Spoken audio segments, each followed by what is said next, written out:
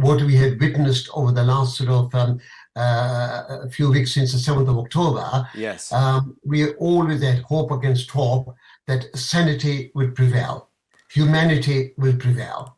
But again, it's quite evident that we are dealing with individuals, state supported by the so-called superpowers, whose aim is not to bring about any concerns of humanity on the foreground, Yes. but somehow to pursue with the agenda of hoping for, that's what they're hoping for, an alienation, a decimation of the entire community in Gaza.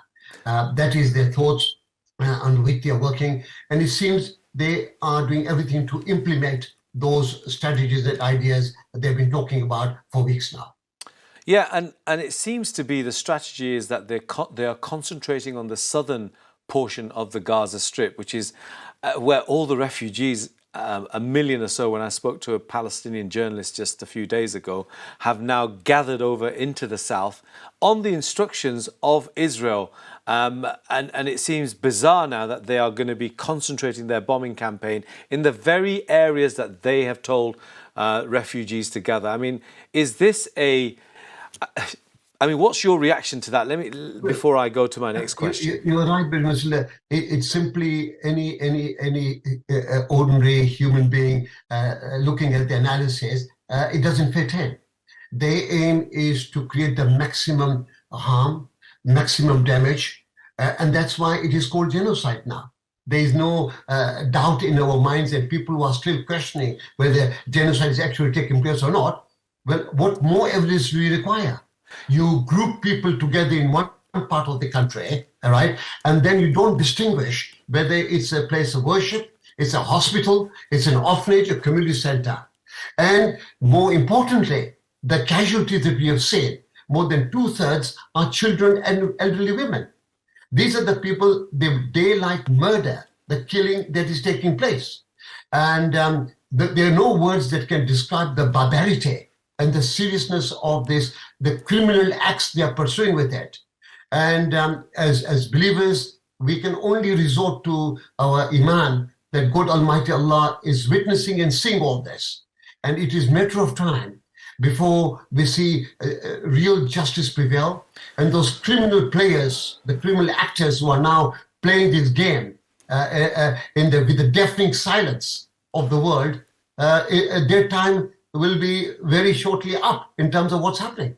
Iqbal, I interviewed Gideon Levy, the very famous Israeli journalist and a peacenik as well. He was born in the country, he served in its military, he became a journalist, and then he said he saw the brutality and the reality of the occupation of Palestinians. He told me that on my show, and I asked him that what is Israel aiming for? What's its end objectives? And he said it doesn't have an end objective.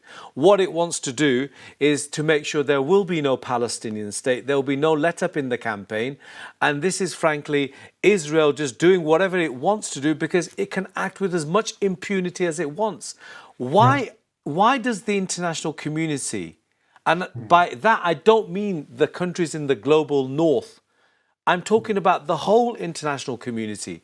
Why do they not take serious actions, which in his words, should be a price that Israel knows it will have to pay if it continues taking the actions that it's doing?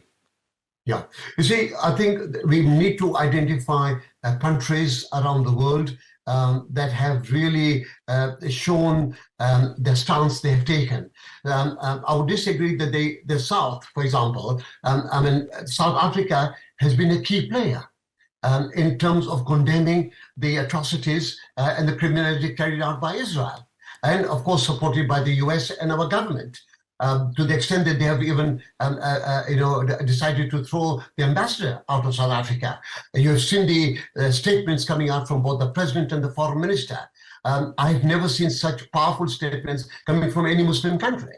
So they are there in places like South Africa. We have seen in South America, whether it's Venezuela, Argentina, and many other countries. expressing disgust and trying to take some little actions. Now we have seen countries in Europe, Spain, Belgium, Norway, Ireland, their members of parliament, their ministers are now expressing the view and confirming that this act of terrorism that is taking place in Gaza.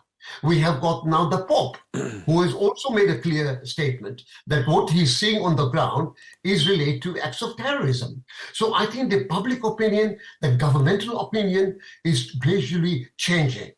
But The sad part of it, sorry, Brother Mashullah, is that the action on the ground as far as the UN Security Council, which is supposed to be an international body that can really bring in, resolutions to such conflicts, they are failing because of the situation of these superpowers who got the veto power, the US, who is able to access. So they are basically denying the rights, the wishes of the majority of the people around the world who feel that this insanity has to come to an end. And they want to pursue, so the objectives they have is the same as the Zionist state of Israel, with Netanyahu there, along with the United States government, and certainly with other governments as well. They all express, sorrow and sadness at the deaths that is taking place, but there's absolutely no action following those remarks. I was watching a news piece. I think it was on the BBC, although I'm not so sure, but it was on the mainstream news channels. And there was a Palestinian who said, it was a very short clip, and I don't think perhaps it was inadvertently aired, but the actual Palestinian was a father with a child in his hand, and he said, my appeal to the Muslim countries is turn those oil taps off. Now, I was quite taken aback, and I think that's why they quickly broke away to something else. But that is what a lot of Muslims, in fact, all Muslims, privately, publicly, are thinking, what will it take for the Muslim countries to say, well, actually, we're going to take action which we know we can take, which we know it will cause harm, and put pressure, serious pressure, on those countries around the world that dare to support Israel in an ongoing genocide? Yeah, I think this is a view that's been expressed by the vast majority of not just the Muslims, but as you rightly pointed, even non-Muslims as well. And one questions what is stopping our Muslim countries in taking such strong political action. Yes. Right. Let's not, disregard the fantastic humanitarian support that is coming from the Muslim world, including Turkey, Qatar, Saudi Arabia, and many other countries. I mean, that's great, but that's not going to resolve the current crisis. That's right. Yeah. As much as humanitarian aid, medicines, and food is being supplied, the following day, we can see more casualties being created and more deaths being created, and we supply more in food, humanitarian. What does it resolve? So when this ceasefire came into place for 4 days or 5 days, people began to question. When Netanyahu made it very, very clear that once the hostages are released, we will continue with our criminal acts that they've been pursuing. So, for example, today, Britain sent its an aircraft carrier or a ship or something towards the coast of to the Mediterranean, saying that we want to prevent Iran or other proxy groups from taking advantage of this. So the West is clearly saying we're going to be protecting Israel from other outside players from intervening, yet the Muslim world appears to be speaking great words. As you said, Erdogan gave a very tough speech. Crown Prince Mohammed bin Salman gave a very tough speech. Yet everybody is in COP28 at the moment in Dubai, and doesn't seem to be on the agenda. And I think this is a question that really, puzzles the minds of the ordinary people. Yeah.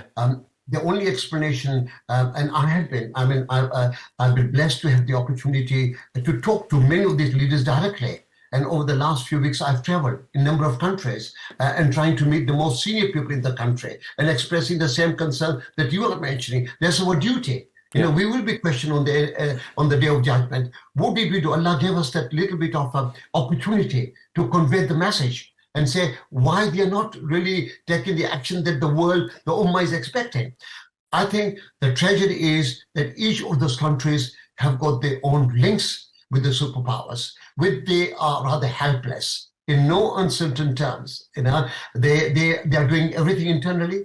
Their public support in those countries is immense. If you look at the protest march in Turkey, I was there only 2 weeks ago. A major conference took place, and people on the ground all urging, and of course Erdogan coming up with such great statements that something is going to happen. I mean, they're doing everything in terms of the type of statements, mentioning they will be taken to the criminal courts, to the Hague, and all that.